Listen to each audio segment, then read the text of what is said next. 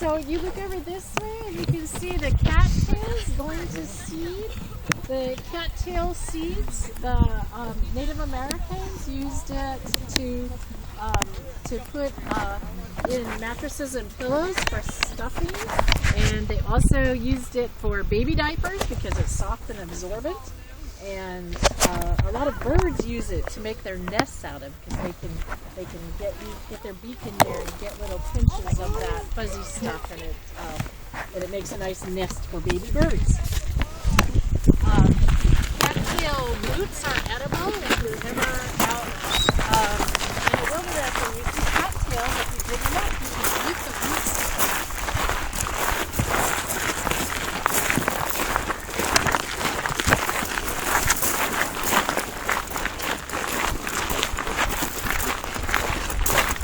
These little red berries here, these are wild roses. And those are berries like roses. And they are not potent. They're not the same thing.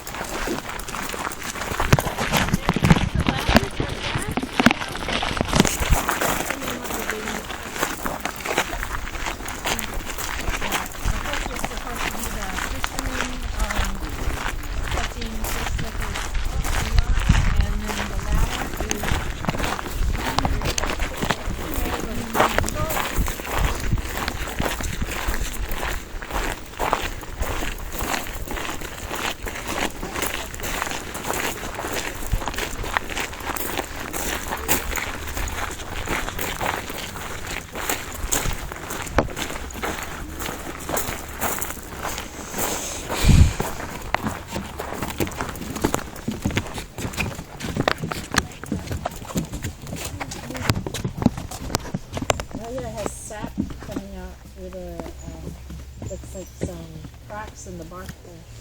So this boardwalk we're standing on right here is brand new, and this is very exciting to me. Volunteers do a lot of work here to help the park, but one of the things that last year, bringing classes through here on rainy days, we still do this field trip on rainy days, and this was just like a mud area, and it was really awful. But now we have this nice boardwalk where people don't have to walk in the mud. In fact, on rainy days, we've still tried to play the hooks and ladders game out there in the field, and it can be standing water because remember, Willow Creek used to run through there, and so it's a place where water tends to pool, and so sometimes it's like running through a mud puddle to play the game. But so we're going into the stream area here, and I want you to notice the different types of plants. Of course, plants that lose their leaves in the fall. What do we call those? With a D. It starts with a D. It's really hard to pronounce it. Okay, that's a good guess. Deciduous. If the leaves come off in the fall, they're called deciduous trees. This particular one is an alder tree, and the alder tree has male and female cones. The female cones are round and brown, and the male cones are long and skinny and green. And the male cones are at the ends of some of the branches, so look for the long, skinny green things at the ends of some of these branches here. Those are the males that make the pollen, and then the round ones. Some of the round ones are green because they're not ripe yet, but the round brown ones are the female cones.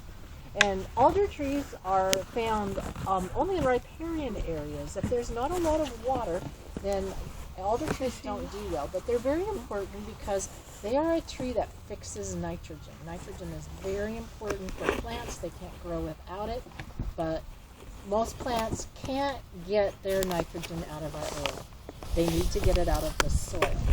And most plants cannot, but what alder trees can do is they can take nitrogen out of the air and put it into the soil for the other plants.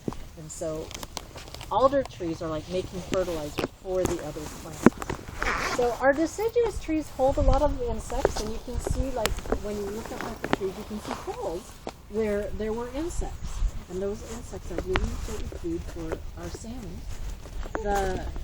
the evergreen trees like the cedar, this is the western red cedar right here, and there's another one there.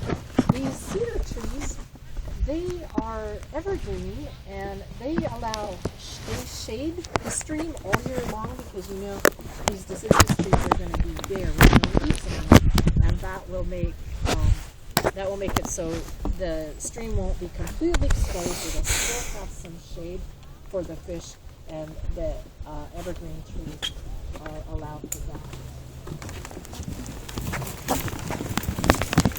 So when we come to the bridge, we're going to be looking in the water to see if we can see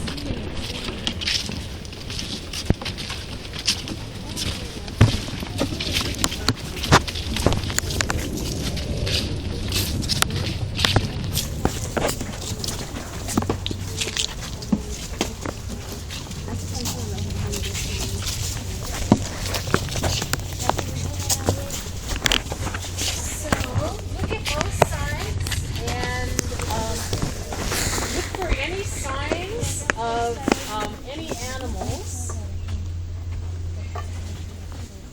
What kind of signs of any kind of animals can you see? You saw a fish over there? Was it a big fish or a little fish? Big. Okay, so it was a little. Oh yeah. That looks like a smoke. A young salmon. There are other species of fish here besides salmon. Where's the smoke? This, the wood that's in the water, they have purposely put some logs and things in there to create better salmon habitat. The logs and the sticks make shade. They make a place where there can be insects, and they make a place where a fish can go under to hide from the predator. So the woody debris is important. And I like this spot because you can see a healthy side to this treatment and an unhealthy side. What side do you think is unhealthy? Why would it be unhealthy? Because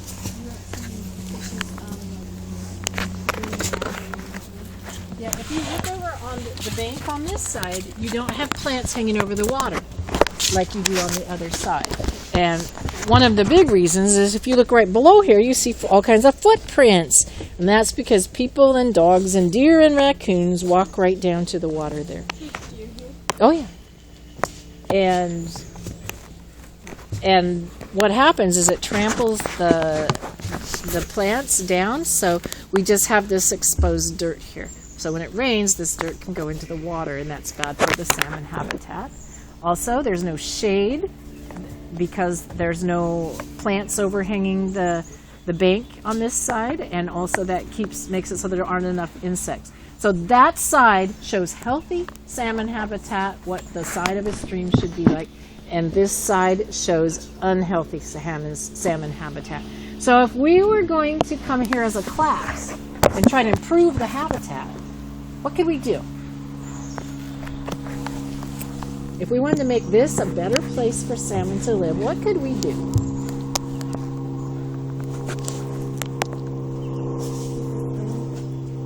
Well, we could keep it clean. If there was trash or something, we could pick it up.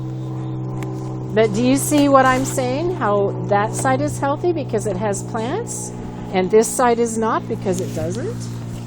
So what could we do? How could we change it? plant. Yep, we could buy some plants and plant them. What else? What's causing the plants to be gone? People. So what could we do? If we could make a fence or a barrier so people didn't walk down to the water right here, then it might make it so the plants could regrow. But as long as everybody's walking down to the water there, then nothing's going to grow because anything that tries to grow is going to get stepped on, and then it will die. So those are things that people can do to restore habitat to make it better for fish. Okay, let's go along.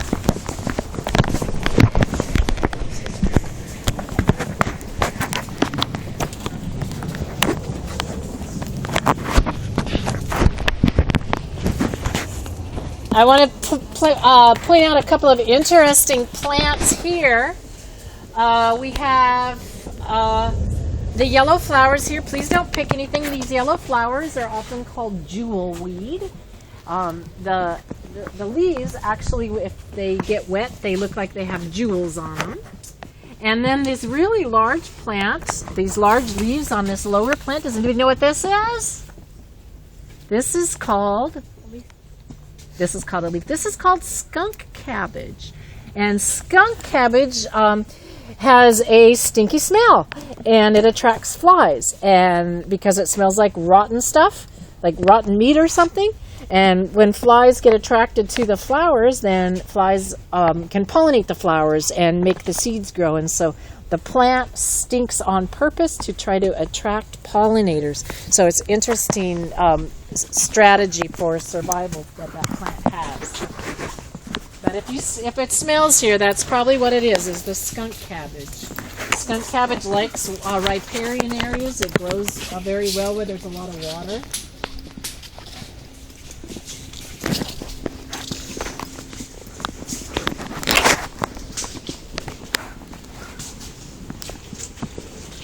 There's a kind of a deeper pool back in here on the other side of that log. This is a place where we often see bigger fish, where salmon that are coming upstream to spawn, they'll stop and rest in a pool in a deep area like this.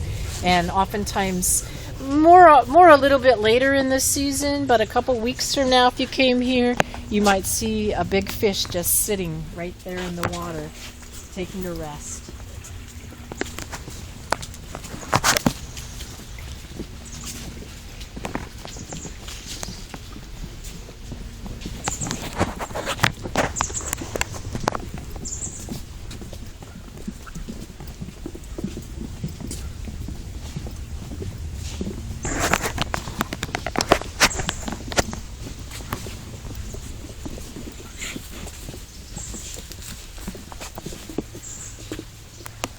So it looks like they had to trim some of the trees to keep the path clear so people can use the path. And so they'll probably put some of this wood into the water to help improve the salmon habitat. And this plant right here is interesting because this one is called salmonberry. And huh? It doesn't taste like salmon, but it has little berries in the summer that are orange. They're the color of salmon meat. And so that's probably why they're called salmon berries, but they are edible. They are good to eat. And so one thing that I like to do is to recognize the salmon berry. You have 3 leaves, but if you take the top leaf down, then you get a butterfly shape. Do you see that? See the butterfly? Okay, so that's salmonberry, and it's what we call a shrub. It doesn't have just one trunk that would make it a tree, and it's not real tall.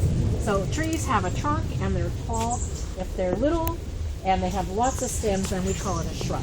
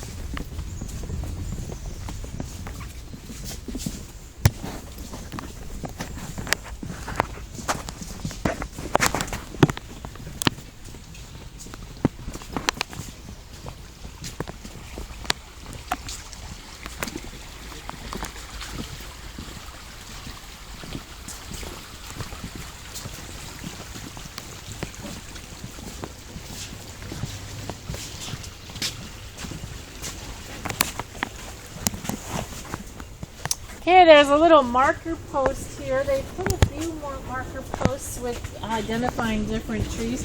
This one says Oregon ash. The Oregon ash is the one back here. When you look up, you can see that it has, the leaves have leaflets that have 7 leaves together on a stem. And Oregon ash has orange berries that birds like. And then this one is a non-native tree.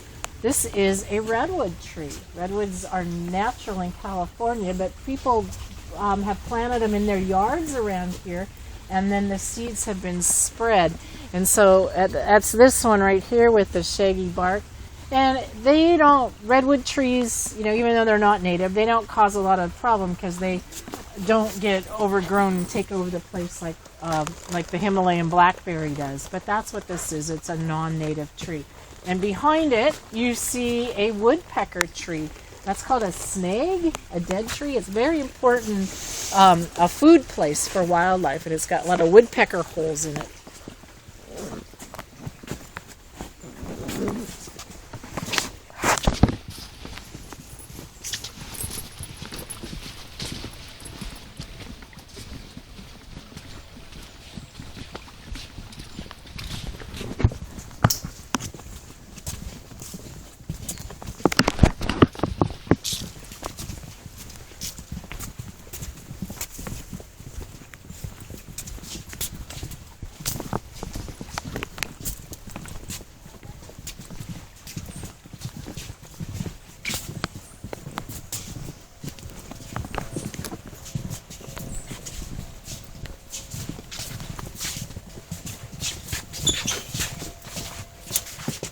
This little plant that you see here, you can see there's little leaves growing on top of the bigger leaves, and this is often called piggyback plant. Are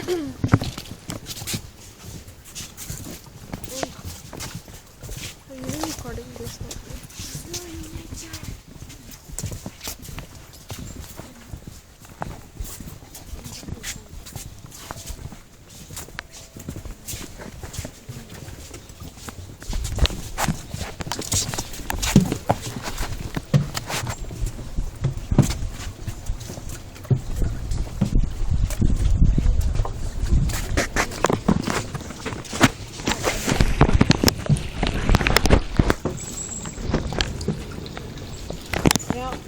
A lot of times when we see spawning salmon in the stream, the first thing we notice is white patches.